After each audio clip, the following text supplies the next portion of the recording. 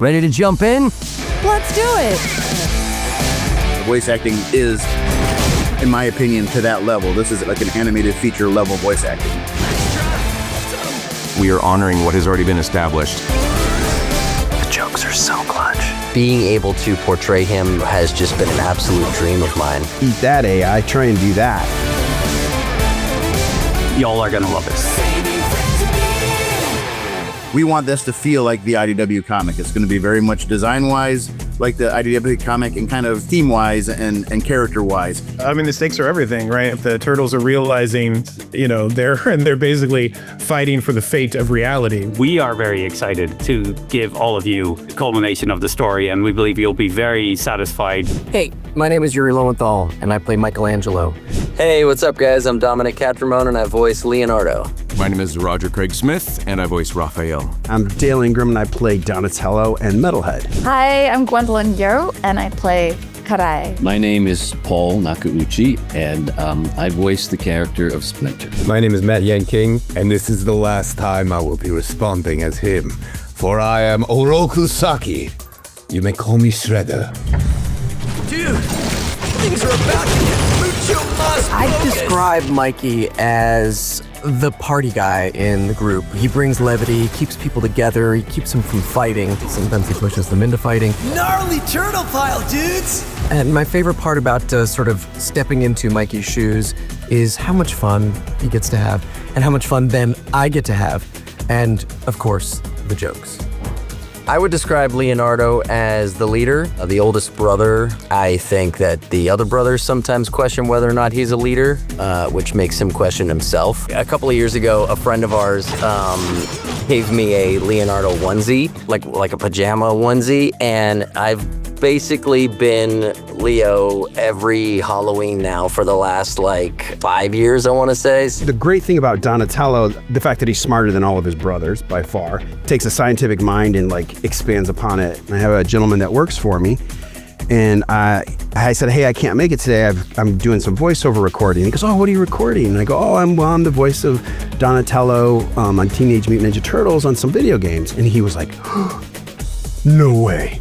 And then he rolls up his sleeve and he's got a giant Donatello tattoo. Not just one of the turtles or all of the turtles, but it was Donatello. You wouldn't expect this kind of narrative, this kind of heavy storyline from something of this nature and this style of an interactive. Raph was one of my favorites as a kid growing up, and then now. And it's that's why this job, you can imagine getting to be a Teenage Mutant Ninja Turtle, and then let alone the one that you want to be, it doesn't get any better than that. So no, it was, I mean, and also, I think it's everybody's favorite, right? Raph is everyone's favorite. Otherwise, you're living life wrong. That's, I think, science. I think that's, you can look that up. Pretty sure that's in an encyclopedia or something. I love TMNT. I met Kevin Eastman, who created TMNT at Comic-Con. And I've done various TMNT projects, but playing Karai is iconic. There's this particular fan I remember. He is a fan of TMNT in all senses of the word. And, it's about the turtles. And I was just sort of, humbled to be there. And he had drawn a picture of Karai on a skateboard and spray painted it. I really teared up. Splinter is a sensei, and he is a master of martial arts. And I think his personality is he is very paternal. I am the leader of the Foot Clan, master strategist, warrior, conqueror. My strengths are discipline, intelligence, and an unmatched capacity for violence. I am one with the energy of manifested reality. Splintered Fate's a lot of fun. but there are very dark elements to Splintered Fate as well.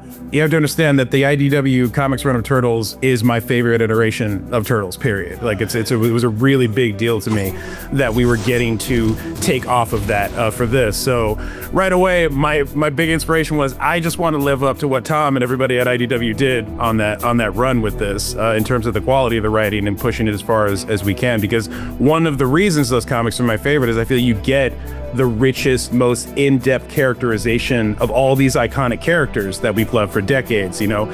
We ended up kind of like thinking about 1987 TV show and the 2003 TV show, all both kind of had this kind of really amazing, iconic, memorable aspect to that, so that we're like, hey, let's play in that space for the visuals.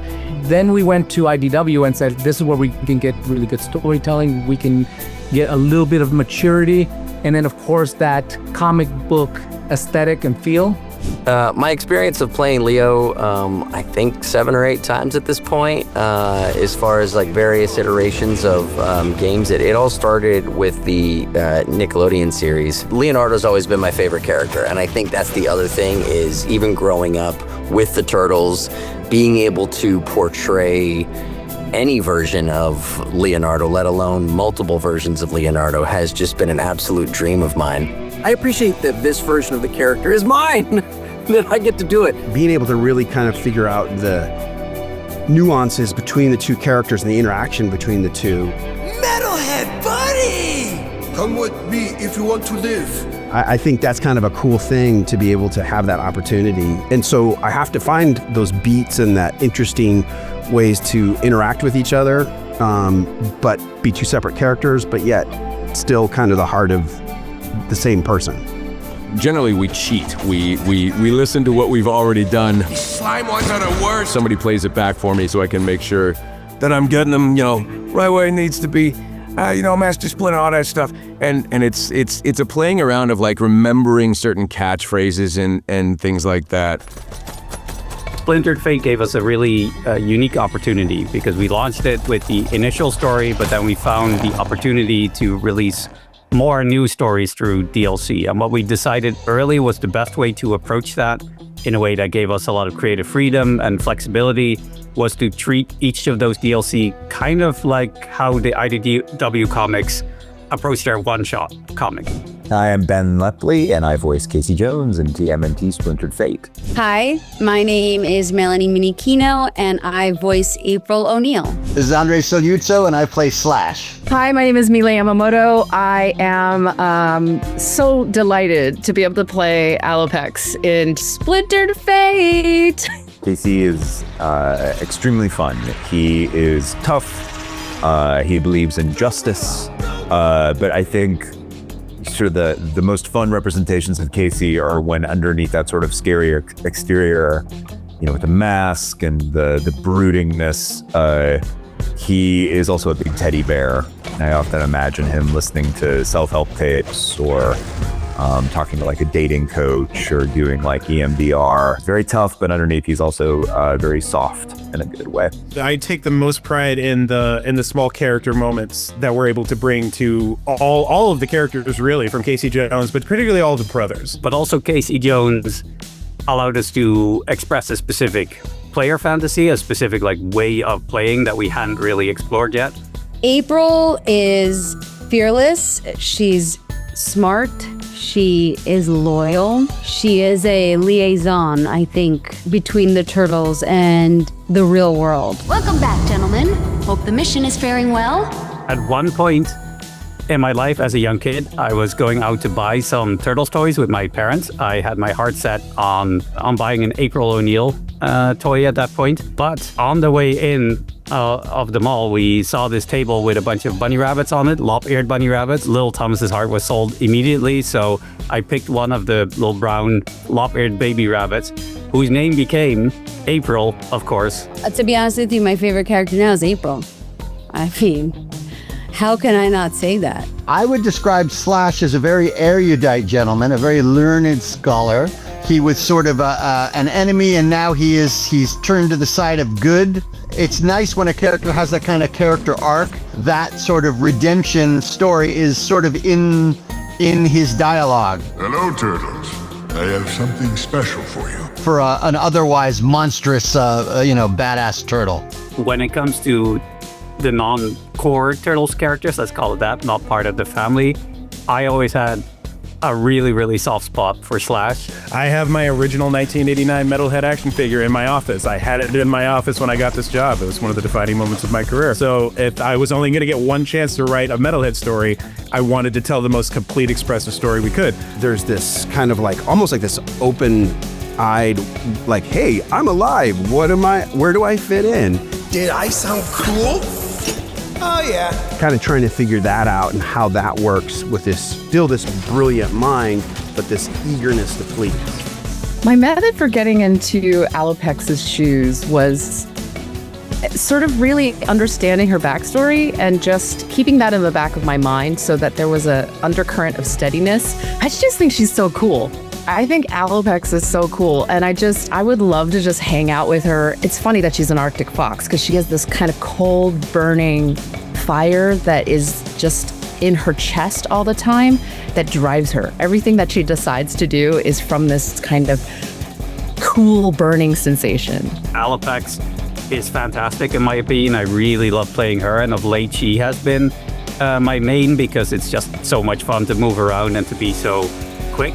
I think Alopex sees herself as this kind of gentle, quiet observer, happy when the turtles succeed, and it pains her, I think, when they don't. Alopex is a fantastic character to bring to life, I know, like figuring out how she moves as a human fox, figuring out what to do with the giant bushy tail that they decided to give her in the comics, how that works in that video game, which turns out actually worked great. She looks fantastic, and it gives her a really unique element. This is the main thing that I hear, and I hear this the majority of the time is A, how much they love the game, and B, that it's their favorite turtle game up to this point. What I would add to that is that I promise you, if you're thinking of some of the bigger names, we thought of them too, and we're working on a way to figure that out. We don't know if we'll be able to do it, but we want to do it too. I just want everybody to know that, I appreciate all of, your appreciation for the work that we put into it. I just want to say that I'm so grateful to be a part of this franchise. The team was so incredibly inviting and collaborative, and it was just fun. Thank you for loving this game. Thank you for loving the Turtles like we all do. The player base, the fan base, it's about time. From the voice actors to the writings, everyone are such pros and really, really masters at what they do. I would say to players who've maybe only played the original version, definitely give those DLCs a chance, and you will not regret it. It expands on a story. Those DLCs may become your favorite facet of the story. Picking the right characters to add to the roster is a involved one. So while I cannot reveal yet what we're planning to do, I want to say two things on it. One, it's going to be big, and two is y'all are going to love it. I respect perseverance. It makes the eventual defeat more satisfying.